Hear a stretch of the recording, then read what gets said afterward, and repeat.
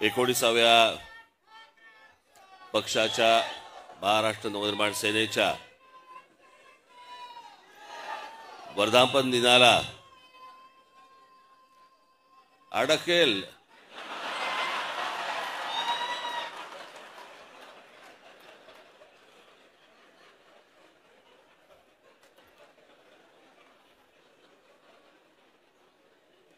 पाणी तर हा पाणी तर जरा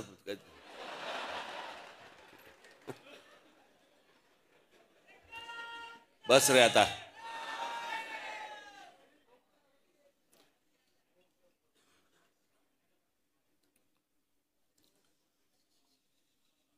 आत्ताच ज्यांचं भाषण आपण सर्वांनी ऐकलं ते आदरणीय डॉक्टर सदानंद मोरे सर आणि माझ्या जमलेल्या सर्व महाराष्ट्र नवनिर्माण सेनेच्या माझ्या सर्व सहकारी बांधवांनो आणि भगिनींनो,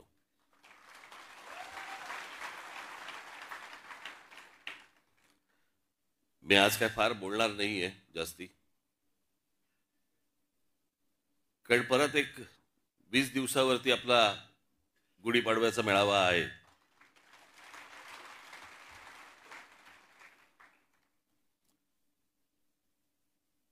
आता तिकडे जर समजा मी दांडपट्टाच फिरवणार असेल तर चाकूसुरे कशाला काढू आत्ता मी.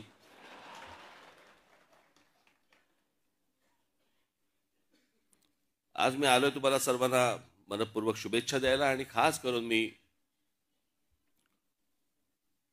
मोरे सरांनी आत्ताच्या परिस्थितीवरती आपल्याशी बोलावं, महाराष्ट्राशी बोलावं. मी अजूनही मी महाराष्ट्रात काही ठिकाणी मी त्यांची व्याख्यानं ठेवणार आहे. आजच्या या सगळ्या परिस्थितीवरती जी महाराष्ट्राचा जो चिखल झालेला आहे आणि तो निव्वळ फक्त राजकारणासाठी आणि राजकीय फक्त मतं मिळण्यासाठी म्हणून तुमची आपापसात डोकी फोडून घेतायत, आग लावतायत आणि हे आमच्या लोकांना समजत नाहीये. मोरे सरांनी अनेक विषय आता सांगितले. रामायण काळापासून त्यांनी अनेक गोष्टी सांगितल्या.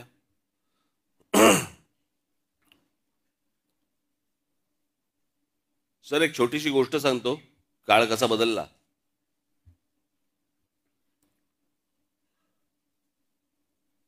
प्रभू रामचंद्रांना ज्यावेळेला वनवास झाला,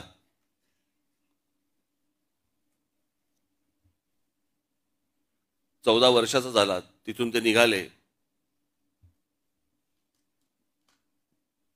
बरोबर लक्ष्मण, सीतामाई सगळ्यांना घेऊन निघाले. मग दंडकारण्यात आले, नाशिकला आले. आपण मगाशी नाशिकचाही उल्लेख केलात की कोणीतरी हंटर बोलला होता ना, हंटर, तिला महाराष्ट्राची राजधानी करावी नाशिक. आजचं महाराष्ट्राचं राजकारण पाहता त्याला हंटरने फोडला असता. राजधानी नाही, आमची राजधानी, आमच्याकडे करा, आमच्याकडे करा. पण प्रभू रामचंद्र निघाले. मग ते दंडकारण्यानंतर पुढचं तुम्हाला सगळं माहिती आहे. 14 वर्ष. मग मध्ये रावण आला, मग सीतामाईला घेऊन गेला.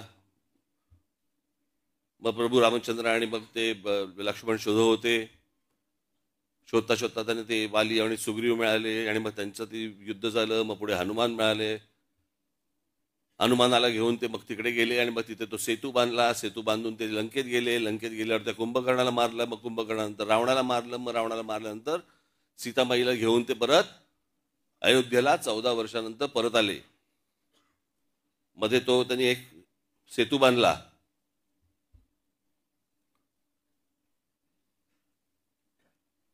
हे सगळं त्यांनी 14 वर्षात केलं.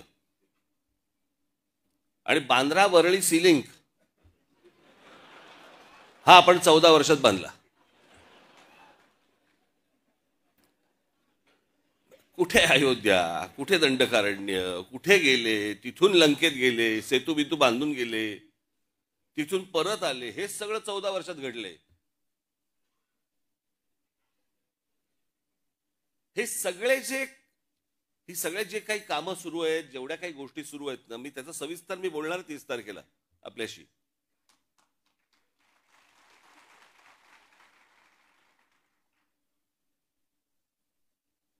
या सगळ्या गोष्टींकडनं तुम्हाला गुमराह करण्यासाठी म्हणून हे जातीपातीचे विषय आणि त्याच्यानंतर हे सगळं सोशल मीडियामधनं तुमची टाळकी भडकवणे,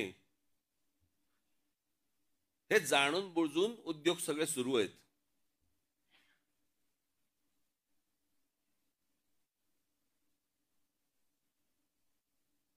कालच महिला दिन झाला. तो काय आपण दरवर्षी महिला दिन म्हटल्यानंतर आपण 8 मार्चला आपण साजरा करतो. काल मला एकाने छान विनोद पाठवला. एकाने ते म्हणे 21 जून हा सर्वात मोठा दिवस म्हणून समजला जातो. बरोबर ना?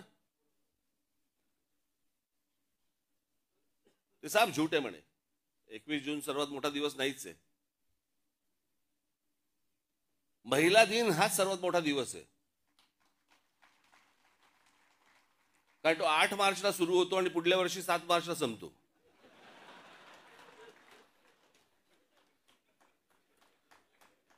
ज्याची ज्याची लग्न झाली असतील प्रत्येकाला हे कळत असेल मी काय म्हणतोय ते.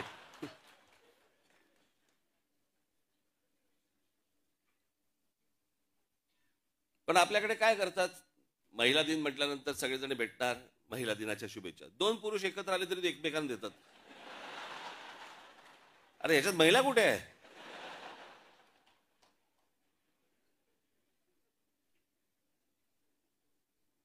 मागचा पुढचा काही विचार नाही, काही नाही, आपले बस शुभेच्छा.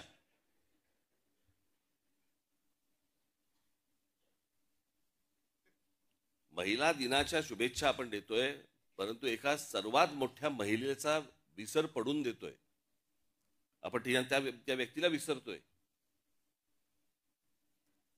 की खरं तर महिला दिन हा दिन खरं तर जिजाऊ साहेबांच्या नावाने हा खरं तर ओळखला गेला पाहिजे.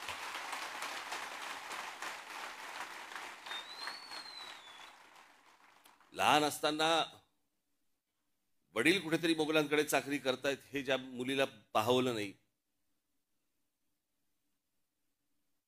लग्न झाल्यानंतर आपला पती कोणाकडे तरी मोगलांकडे आहे हे ज्या मुलीला स्त्रीला पाहवलं नाही, जिने आपल्या पतीला बंड करायला लावलं,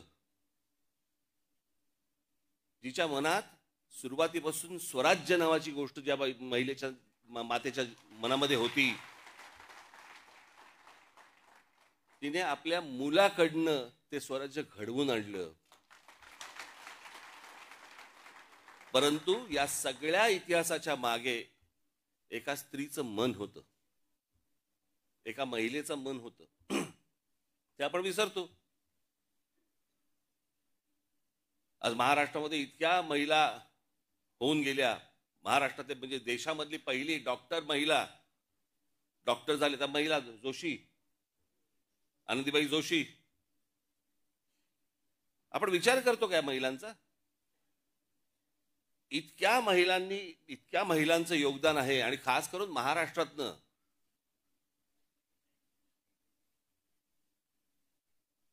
म्हणजे जर समजा तुम्ही सर्वात पुढारलेल्या जर स्त्रिया म्हणून जर समजा बघितल्यात, इतिहासामध्ये काढून बघा तुम्ही सर्वात पुढारलेल्या स्त्रिया, तुम्हाला सर्वात पुढारलेल्या स्त्रिया या महाराष्ट्रात मिळतील.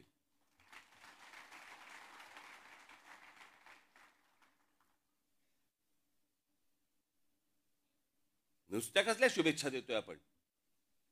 त्यातनं आपण काही घेणार आहोत का? आपण काही त्यातनं विचार करणार आहोत का?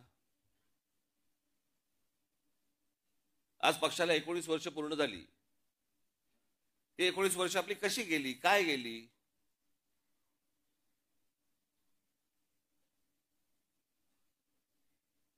आज असंख्य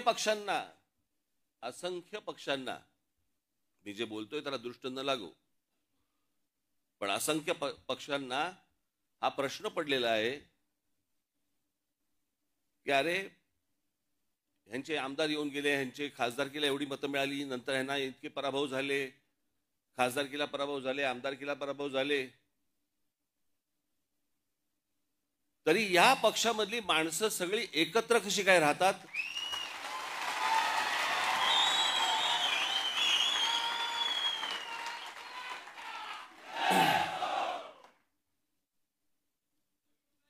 फेरीवाले तरी असतात, आपले कष्ट काम करत असतात, कष्टाने काम करत असतात, कष्ट घेत असतात, पण हे आत्ताचे जे राजकीय फेरीवाले आलेत ना, असे फेरीवाले माझ्या पक्षात नाही, आपल्या पक्षात नाही आहेत. आज या फुटपाथवर तिकडनं कोणी डोळा मारला की त्या फुटपाथवर. हे असले राजकीय फेरीवाले आपल्याला नाही उभे करायचे आहेत. आपल्याला जे बांधायचंय, आपण खणखणीत दुकान बांधू, फेरीवाले नाही होणार.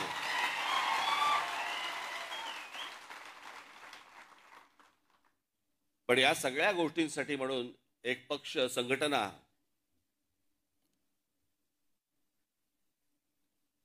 जी सगळ्या ठिकाणी आपली आहेच, पण ती मजबूत करणं जास्ती गरजेचं आहे. खालपर्यंत माझा जो गटाध्यक्ष आहे,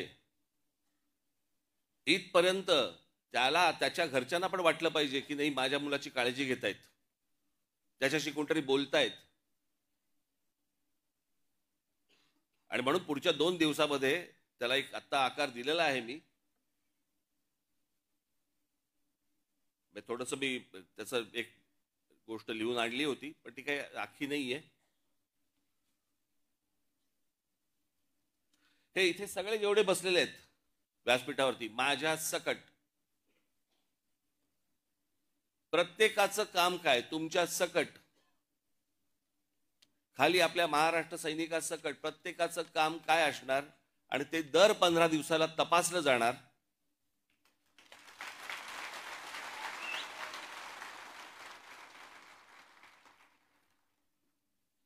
जर महिन्या 1.5 महिन्यामध्ये असं जाणवलं, कारण त्याची यंत्रणाच मी पूर्ण लावतोय वरपासून खालपर्यंत, जर जाणवलं मला की हा पदाधिकारी तो कोणी का असेना,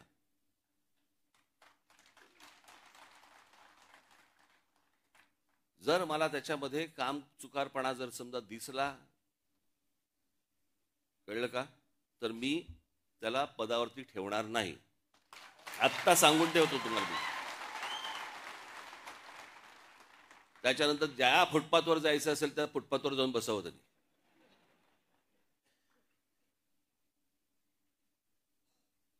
परंतु ती गोष्ट याच्या पुढे ती होणार नाही. मी काल मला सांगितलं कोणीतरी, त्या दिवशी एक मेळावा बैठक लावली होती मुंबईला, आणि काही मुंबईचे शाखाध्यक्ष आणि काही उपविभागाध्यक्ष आणि विभागाध्यक्ष काही हे हजर झाले नाहीत. म्हणजे हजर झाले नाहीत, त्यांची हजेरी घेतली. आणि मग प्रत्येकाला विचारलं, मग काय काय कारण, एक घरचे हे आजारी होते, ते होतं काहीतरी. बघ, त्यातल्या 5-6 जणांनी सांगितलं, साहेब कुंभला गेलो होतो. म्हटलं, गधड्यानो करता कशाला पाप.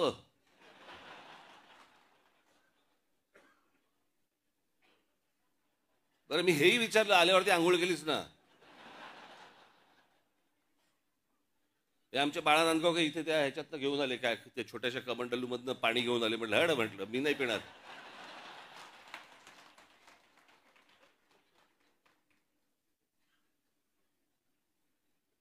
अहो मला सांगा, आता तो सोशल मीडिया आल्या, पूर्वीच्या काळात ठीक होतं.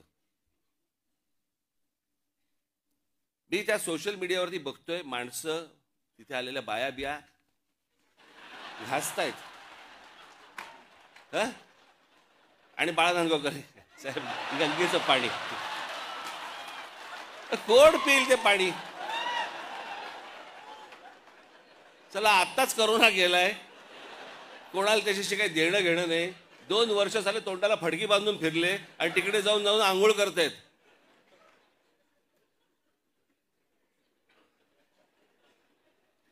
अहो मला माहिती आहे, मी कित्येक स्विमिंग पूल बघितले असे, जे सुरुवातीला उद्घाटनाच्या वेळेला निळे होते, हळूहळू हिरवे हिरवे व्हायला लागले. कोण जाऊन त्याच्यामध्ये मला सांगा पडेल त्यात गंगेत. ह्यानं तिथे काहीतरी केलं, ते मी इथे पितोय.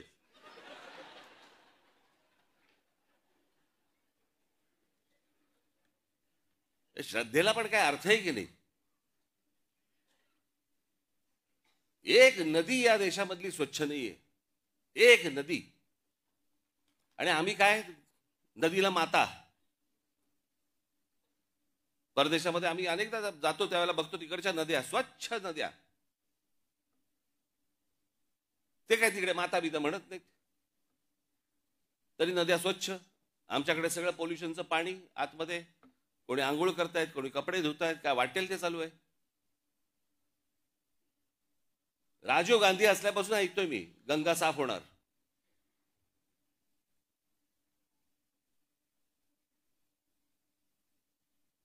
मग मध्ये राज कपूरांनी चित्रपट पण काढला,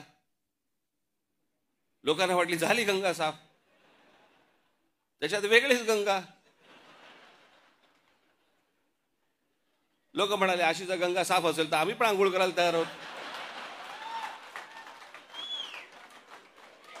अजून पण गंगा काय साफ व्हायला तयार नाही.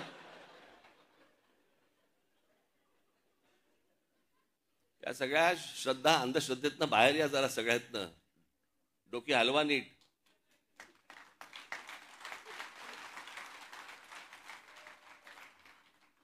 तर ह्या सगळ्या गोष्टी तुमच्याशी आता 12 तारखेला मी प्रत्येकाच्या जबाबदाऱ्या प्रत्येकाकडे दिल्या जातील. प्रत्येक पदाधिकारी त्यांच्या ज्या टीम्स असतील त्या तुमच्यापर्यंत पोहोचतील, तुमच्यापर्यंत येतील.